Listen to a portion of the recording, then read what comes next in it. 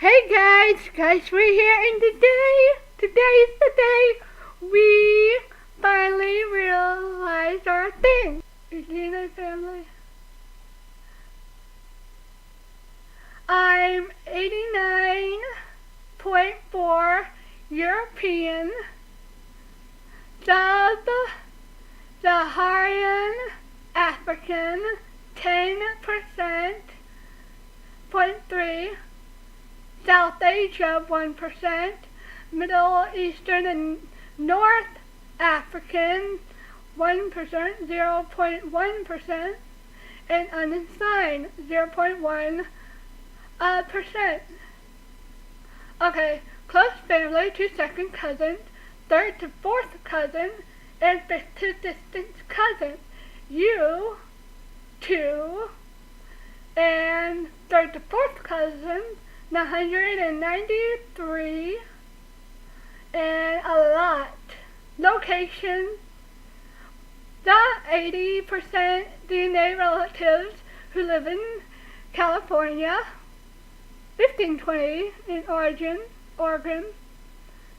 25 who live in Washington, 10 to 15 DNA who lives in Colorado, 45 DNA relatives who live in Texas, 40 DNA relatives who live in Florida, my aunt, yeah, okay, 20 to 25 DNA relatives who live in Massachusetts, and here, 5 to 10 DNA relatives in, yeah. Where's Vermont? I know I am relatives in Vermont, so I don't know why it's not saying Vermont, but okay. This, Louisiana, Mississippi. Let's do this all the time. 5.10 DNA relatives. I don't know why. Maryland, Virginia.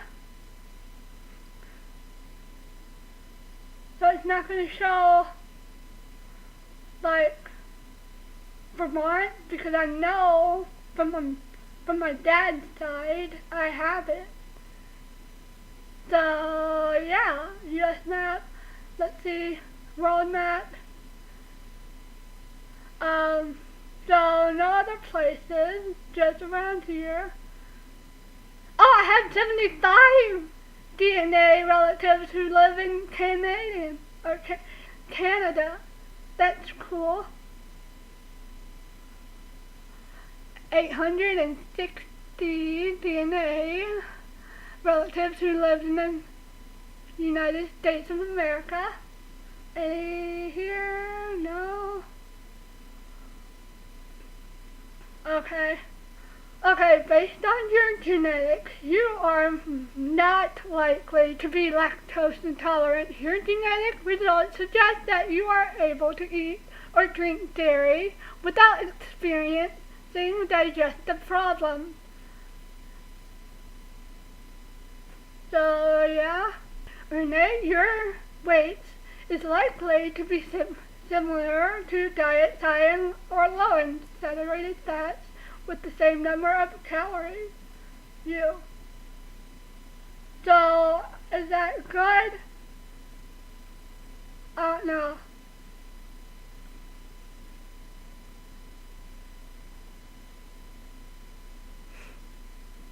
Oh, so I have a chance for heart disease, I think. Okay, I'm 122, 5, calculate normal BMI 23.8.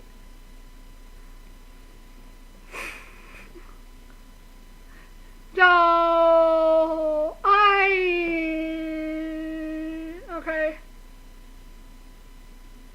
normal weight, I am a little bit normal weight, not overweight, just normal weight. That's good. That's good. That's good. That's good. And then you are likely to be able to smell asparagus metabolite in your pee. Okay? 25%. Your genetic likelihood, 75% can smell. European ancestry customers, 67%. 25 can't smell. Excuse me.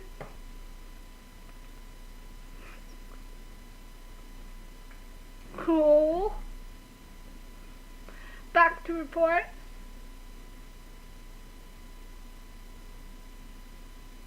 Sweet taste. Yeah, I like salt in the margarita. So we're like the H because of this. Well, some members of our travel wide and far. Some remained in the Middle East for tens of thousands of years. Hablo H arose among the latter group from a woman who's likely lived less than 18,000 years ago. Her descent expanded dramatically to the north after the Ice Age and eventually reached from Arabia to the western fringe of Siberia. Your maternal line stems from the branch of H1 called H1A. All members of the H1A traces their maternal lines back to the woman who's likely lived between 5,000 and 7,000 years ago in the Western Europe. Her maternal line ancestors has I didn't. No.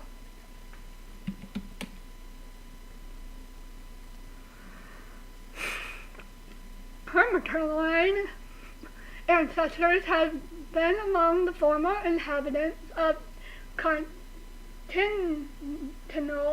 Europe, people who were pushed out of the north by glacial ice sheets during the last Greek peak of the cold at the end of the Ice Age. They sheltered for thousands of years in a warm refuge or something in the Iberian Peninsula along the Mediterranean. As the Ice Age faded away, they re-emerged and migrated north. Following the Atlantic coast, they migrated into what would become the British Isles, and as the climate continued to warm, carried the Hablo group as far north as present-day Finland. Others turned east, eventually bringing the H1A into the Ugaric-speaking population who lived along the Volga River and in the Ural Mountains of Russia. Oh, I think reading the wrong one. Your maternal group, H1A1, which is mine, traces back to a woman who lived approximately 4,000 years ago. That's nearly 160 generations ago. What happened between then and now? As researchers and citizen scientists discover more about your Hablo group, new details may be added to the story of your maternal line. H1A1 is relatively common among 23andMe customers. Today you share a Hablo group with the maternal line descendants of the common ancestors of H1A1, including other 23andMe customers, one in almost 200. You have 255 Neanderthal variants, 255. This is less than 80 of 23 and me customers. You have fewer Neanderthal or Neanderthal variants than 80% of 23andMe customers. However, your Neanderthal ancestors account for less than 4% of your overall DNA. You are the first place out of your families and friends. Okay? Whoa. You have 255 Neanderthal variants. Neanderthal variants. 255. This is less than 80% of 23andMe customers. You have fewer Neanderthal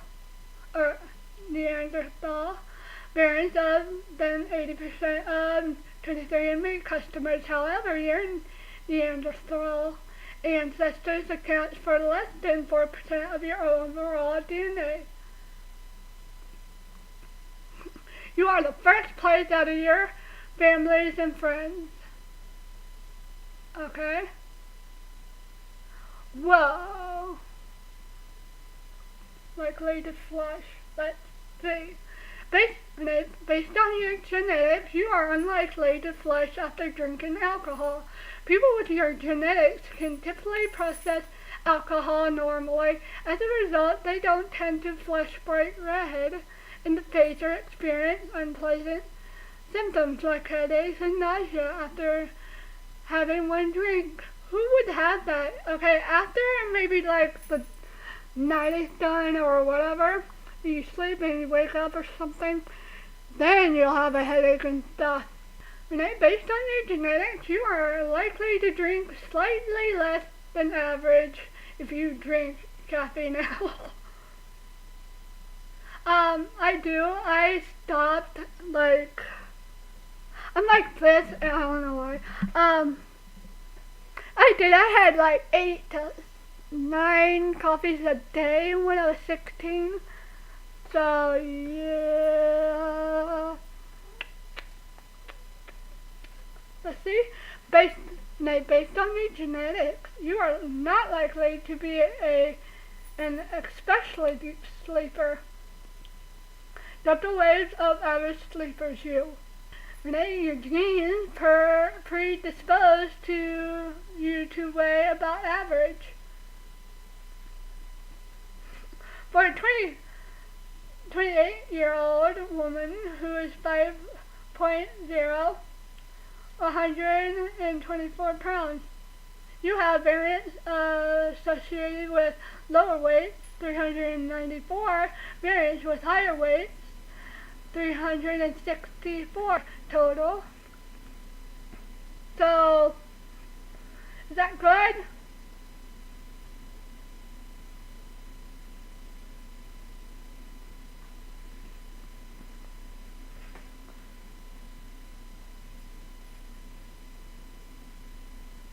So, I probably need to,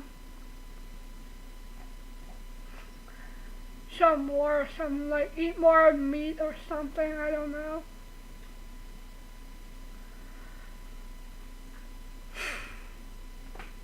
Excuse me. Back to report. Your genetic muscle compound is common in elite power athletes.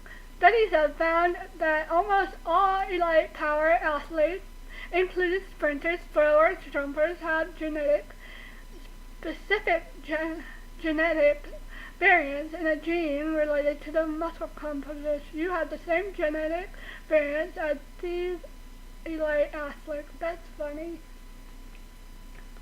Okay. Are you supposed to move the line when you're sleeping?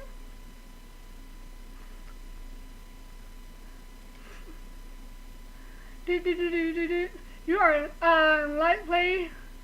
not likely to have cheek dimples. No dimples. I thought I did a little bit. You are likely to have dark colored eyes. Ooh. likelihood, these colors, blue, greenish blue, green, light hazel. I want a kid who has greenish blue and 65 darker eyes.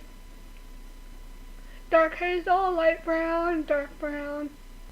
You are likely to have light hair. Oh, sorry. Dark blonde.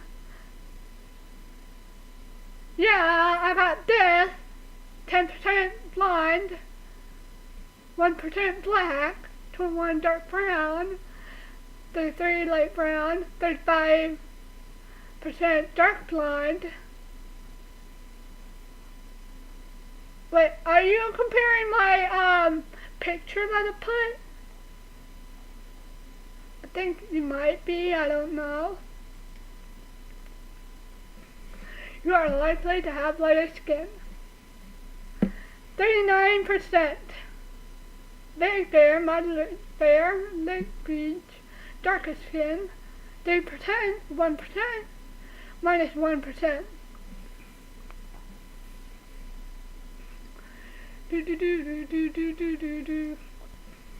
You are likely to have lighter skin.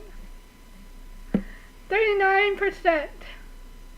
Very fair, moderate fair, light peach, darker skin.